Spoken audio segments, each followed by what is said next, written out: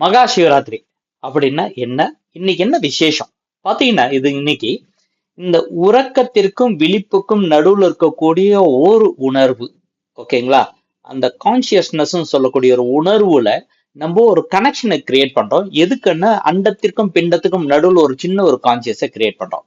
இந்த கான்சியஸ்னஸ் இந்த கனெக்ஷனை மேல இருக்கக்கூடிய உள்ளார்ந்த உலகம் பரவிய பெரிய ஞானம் சொல்லக்கூடிய ஞானத்தை நமக்கு தரக்கூடிய ஒரு பாதை அமையும் என்பதுதாங்க இந்த மகா சிவராத்திரியின் முக்கிய தத்துவம்.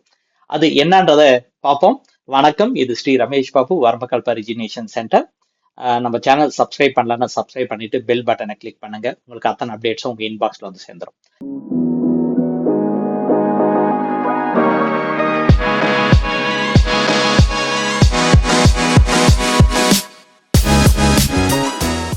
சரி, ஓகே, சப்ஜெக்ட் போவோம். இது என்னன்னா மகா சிவராத்திரி. இந்த மகா சிவராத்திரியில மகா சிவன்னா உலகமெல்லாம் இந்த ஞானம் பறந்து இருக்குது.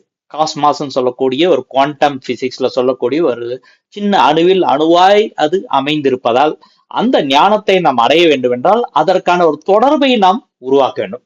அப்படி இதுனங்க அந்த தொடர்பை உருவாக்கணும்னா அதற்கு நம் மனதை பண்படுத்த வேண்டும். இதை பண்படுறதுக்கு ஃபர்ஸ்ட் இந்த உடம்பையும் மனதையும் பிரிக்கணுங்க. பிரிக்காம அது ஒண்ணுமே செய்ய முடியாது. இதை பிரிக்கிறதுக்கு ஒரு சின்ன டெக்னிக்கை நம்ம ஆதியிலிருந்து கடைபிடிக்கிறோம் இந்த மகா சிவராத்திரி அன்னைக்கு. என்னன்னா முதல்ல வந்துட்டு உடம்புக்கு ஒழுக்கம் தேவை. ஒழுக்கம் தேவைப்பட்ட இந்த உடம்புக்கு ஒழுக்கம் இருந்தால் ஓரளவு மனதை நாம் பிரிக்க முடியும். அந்த ஒழுக்கம் எப்போ வரனா உடம்புக்கு அதிகமான சக்தியே இல்லாத பொழுது சிவனை பிரிக்க முடியும். சக்தி அதிகமா இருக்கிறப்ப சிவனை பிரிக்க முடியாது. ஸோ சக்தியை குறைக்கணும்.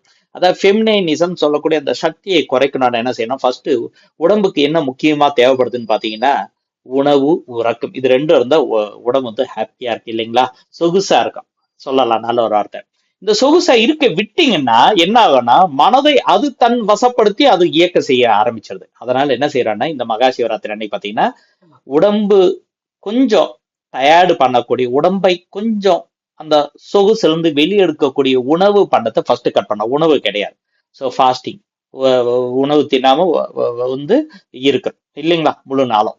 அப்புறமா அடுத்தது கேட்கறது உறக்கம். இது உறக்கம் வந்து உணவை கூட மறக்க வைக்கும். ஸோ பசின்னா படுத்துக்கிட்டா பசி தெரியாதுன்னு இல்லைங்களா? எதையும் மறக்க வைப்பது உறக்கம். இந்த உறக்கையும் வெட்டிடும். எது ரெண்டு முக்கியமா இருக்கு இந்த உடம்புக்கு அது ரெண்டுத்தையும் பிரிச்சிருங்க.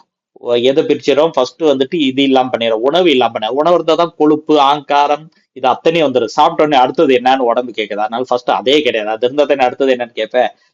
அதாவது பூமியில் இந்த இன்பம் சார்ந்தது, அந்த புவியில் இருக்கக்கூடிய இன்பத்தை அனுபவிக்கக்கூடிய அத்தனையும் கேட்குது எப்போ உணவு தந்துட்டேன். ஸோ ஃபர்ஸ்ட் அதை கட் பண்ண. அடுத்தது என்னன்னா தூக்கம்.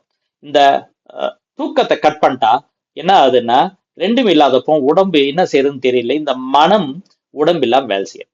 உடம்பு டயர்ட் ஆயிடுச்சா இப்ப மனம் என்ன செய்யறதுன்னு தெரியாது. மனம் தனியா இயங்கவும் நம்ம பழக்கம் அதுக்கு பழக்கி விடல. அதனால என்ன ஆகுதுன்னா மனம் தனியா இயங்காது. அதனால மனம் ஆட்டோமேட்டிக்கா தூக்கத்துக்கு கொண்டு போகும். ஆனா தூங்க மாட்டோம்னு சொல்லும். இந்த விழிப்புக்கும் இந்த உறக்கத்திற்கும் அது இழுக்குது இல்லைங்களா? கண்ணு லைட்டா அசைது இல்லைங்களா? அந்த உறக்கத்திற்கும் அந்த விழிப்பு இருக்கும். ஐயோ நான் தூங்க கூடாது. அந்த விழிப்பிற்கும் நடுவுல இருக்கக்கூடிய ஒரு சின்ன ஒரு மயிர் இலையில் இருக்கக்கூடிய ஒரு சின்ன ஒரு பாதைக்குள்ள நீங்க மாட்டிட்டீங்கன்னா அது ஆட்டோமேட்டிக்கா வந்து அந்த அண்டத்திற்கும் பிண்டத்துக்கும் கனெக்ஷனை உருவாக்கிடுங்க. அதனாலதான் காலையில கொஞ்சம் கேர்ஃபுல்லா இருங்க, அலர்ட்டா இருங்க. அதாவது உறக்கம் வரும், ஆனா பி அலர்ட். அலர்ட்னா கொஞ்சம் எப்ப என்ன நடக்குதுன்றதுக்கான அந்த எண்ணத்திலேயே இருங்க. தூங்கிடக்கூடாது. அந்த தூக்கம் முழுசா விட்டுடக்கூடாது. அரை தூக்கத்திற்கும் அரை விழிப்பிற்கும் நடுவுல பாத்தீங்கன்னா திடீர்னு அந்த கான்சியஸ் கனெக்ஷன் ஏற்பட்டு அண்டத்திற்கும் பிண்டத்திற்கும் ஒரு பாதை அமைந்து அங்க இருக்க அத்தனையுமே நீங்க டவுன்லோட் பண்ணிக்கலாங்க. இன்டர்நெட் மாதிரி பண்ணிட்டு அத்தனையும் கத்துக்கலாங்க. உங்களுக்கு மெய்குரு மாதிரி அந்த பாதை அமையும். ஒரு வாட்டி இந்த அறிவியல் ஞானி ஒரு நிக்கோலஸ் டெஸ்லா சொல்லியிருக்காரு, உலகத்தில் எந்த ஒரு இடத்துல பெரிய ஞானம் ஒரு பெரிய இடத்துல இருக்குதா, ஞானமா கொட்டி கிடக்குதா, அதுக்கு நம்ம கத்துக்கணும்னா ஒன்னும் கனெக்ஷன் பண்ண போதும் ஆட்டோமேட்டிக் இந்த ரேடியோ டவர் மாதிரி அத்தனையும் டவுன்லோட் ஆகும்னு சொல்ற மாதிரி நம்ம அந்த கனெக்ஷனை உருவாக்கக்கூடிய இந்த நாள் தான் இந்த மகா சிவராத்திரி. உங்க அனைவருக்கும் அந்த அருள் கிடைத்திட வேண்டி இந்த வீடியோவை பதிவிட்டேன். முழுமையாக பார்த்தமைக்கு மிக்க நன்றி. மீண்டும் அடுத்த வீடியோவில் சந்திக்கும் வரை வணக்கம். இது ஸ்ரீ ரமேஷ் பாபு.